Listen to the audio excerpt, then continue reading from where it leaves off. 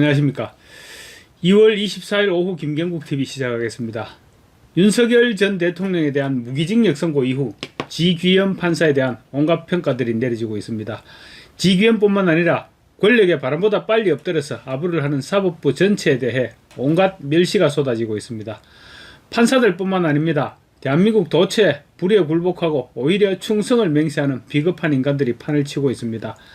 스스로 전라도 시인으로 자신을 소개하는 정재학 시인이 이런 비겁자들을 죄의식 자체가 없는 도둑을 지키는 개에 비유해서 신랄하게 공격했습니다. 2026년 도척의 개가 사는 법이란 제목의 글입니다. 도척이란 중국 춘추시대를 살았던 전설의 도둑입니다. 정재학 시인의 글 소개해드리겠습니다. 윤 대통령 무기징역 판결문에서 지귀현은 부정선거에 대한 한 줄의 언급도 없었다. 판결의 핵심을 지워버린 것이다. 그리하여 대한민국 사법이 마침내 종말을 맞게 되었음을 만천하에 천명하고 있었다. 그것은 세계인 앞에 드러낸 대한민국 사법이 민낯이며 참담한 수치였다. 내란 행위의 암시적 지시라는 말은 한동훈이 박근혜 전 대통령에게 30년 구형을 요청할 때 사용했던 묵시적 청탁이란 말의 다름이 아니다. 그것은 죄의 실체가 없다는 말이었고 소위 궁예의 관심법이 주를 이루는 허상적 픽션이었다. 지귀현은 실체가 분명한 서해 공무원 피살 사건에서 박지원 등에게 무죄를 선고한 바 있다. 실체가 분명한 국민살해 사건에는 무죄 판결을 내리고 궁예의 관심법을 동원해야만 하는 실체가 없는 사건엔 유죄를 선고한 지귀현은 이해가 불가능한 참 방자한 판사놈이었다. 도척은 공자보다 100년 앞선 춘추시대를 살았던 전설적인 도적이다. 사람 간을 썰어먹었다는 인물로서 현대에 이르기까지 악인의 상징성을 대표하는 인물이다. 역사엔 도척을 토벌했다는 기록이 없으니 도척은 천수를 다한 것으로 보인다. 후일 사마천은 싹이 백이열전을 통해 도척 같은 악인이 벌을 받지 못하는 현실을 한탄한다. 인육을 먹는 도척 같은 놈은 집에서 편안하게 죽고 백이숙제 같은 선인은 굶어 죽었다. 악인이 천수를 누리고 선인이 비참한 최후를 맞이하는 현실에서 사마천은 천벌에 대한 회의적인 화두를 던진다. 과연 천벌이라는 것이 있기는 한 것인가?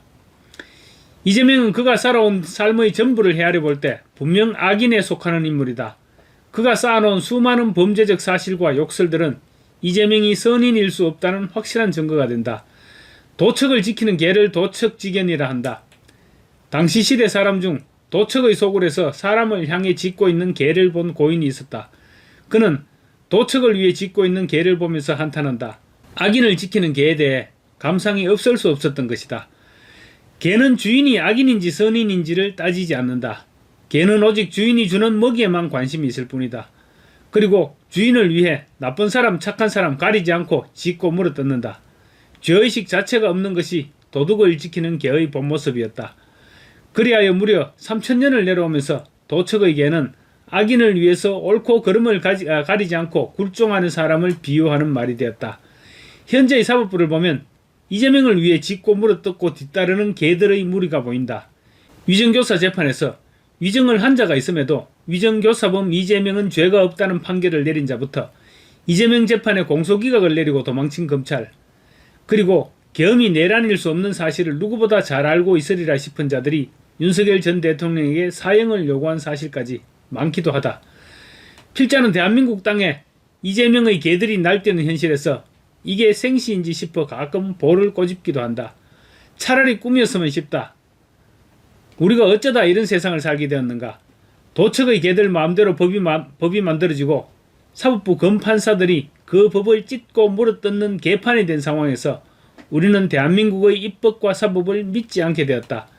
지금 대한민국 사법은 도척의 개들로 인해 경멸의 대상이 되었고 사법의 명예는 사망 선고가 내려져 있다.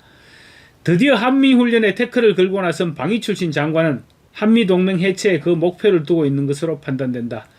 개는 정치계와 사법부에만 있는 것도 아니었다. 행정은 더욱 적극적인 개들이 점령하고 있었다.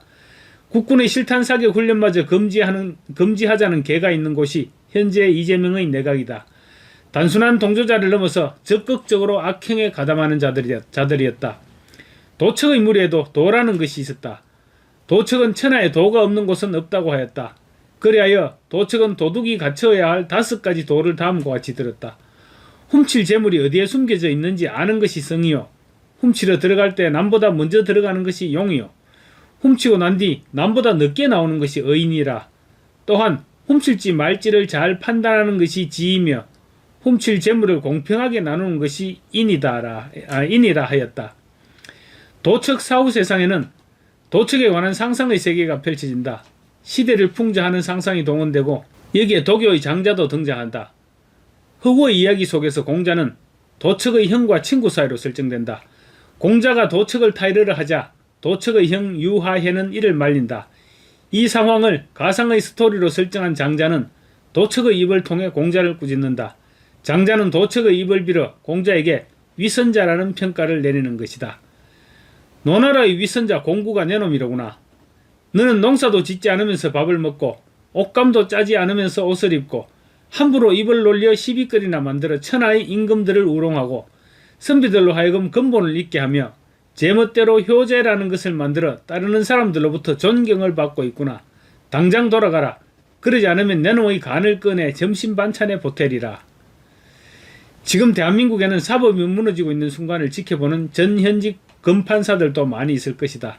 도척이 바라볼 때 그들 모두 입을 다물고 있는 위선자들이다. 도척은 자신을 도적이라 비난하는 공자를 위선자로 평가한다. 공자는 지귀현이 판결 첫머리에 말한 성경을 읽기 위해 촛불을 훔친 행위를 일방적 도둑질로 판단하는 것과 같은 짓을 저지른다. 공자는 도적의 선의마저 죽이는 행위의 결과에 대한 비난만을 퍼부었다. 윤 대통령의 선의는 부정선거를 밝히는 데 있었고 국정을 마비시키는 수없는 탄핵을 막기 위함이었으며 예산 독재를 방어하기 위함이었다. 교육부 장관이 대통령 대리가 되는 상황과 예산 독재는 막아야 할 구국의 선의였다. 심지어 그들은 KF21 예산마저 깎았고 지금 그 깎은 예산으로 인해 KF21 사업은 좌초될 위기에 처해 있다. 그러므로 쥐기현의 판결은 윤 대통령의 선의를 살펴보지 않은 악의의 판결 혹은 눈 감은 장님의 판결이었다. 도둑이 된다는 것은 살기 위해서 선택한 최후의 방법일 수 있다. 전쟁을 피해서 혹은 굶주림을 피해 어쩔 수 없이 도적이 된 사람들, 도척은 자신을 따르는 9,000명에 이르는 무리를 보살펴야 하는 위치에 있었다. 5가지 도에서 보았듯이 도척은 자신의 배를 채우는 사람이 아니었다. 무엇이든 공평하게 나누고 위험한 일엔 앞장선 사람이었다. 단순히 도적이라 부르기에는 무리가 있는 사람을 도적이라 일방적인 비난을 퍼부은 공자. 그래서 도척은 공자를 위선자로 보았다. 이재명이 자신을 따르는 무리들을 위해 윤석열 정권을 무너뜨린 것은 아닐 것이다. 자신의 사법 리스크를 벗어나기 위해 몸부림친 결과가 오늘날 이재명 대통령인 것이고 평소 반미의 길을 걷던 무리들은 이재명을 이용하고자 스스로 개가 되었을 것이다. 단종을 죽인 세조는 그 자신 처참한 업보 속에서 몸부림치며 산다. 이성계 역시 조선을 개국하지만 최영과 왕실을 몰살시킨 업보를 피하지 못한다. 천라지망, 간혹 하늘의 거물이 넘어선 걸어서 빠져나가는 자도 있을 것이다. 그러나 안심하지는 말라. 천벌이든 인벌이든 심판의 날은 반드시 올 것이기 때문이다. 2월, 오늘도 이재명 정권 주변에선 개 짖는 소리가 끊이지 않는다. 귀를 막는다. 산다는 것이 행복하지 않아서 다만 오늘의 현실이 꿈이었으면 싶다 라고 외치고 있습니다. 어떻습니까? 지금 대한민국에 도척의 개가 어디 한두 마리겠습니까? 하지만 정재학 시인의 말처럼 심판의 날은 반드시 오게 될 것이고 그리 멀지도 않을 것입니다. 마치겠습니다. 감사합니다.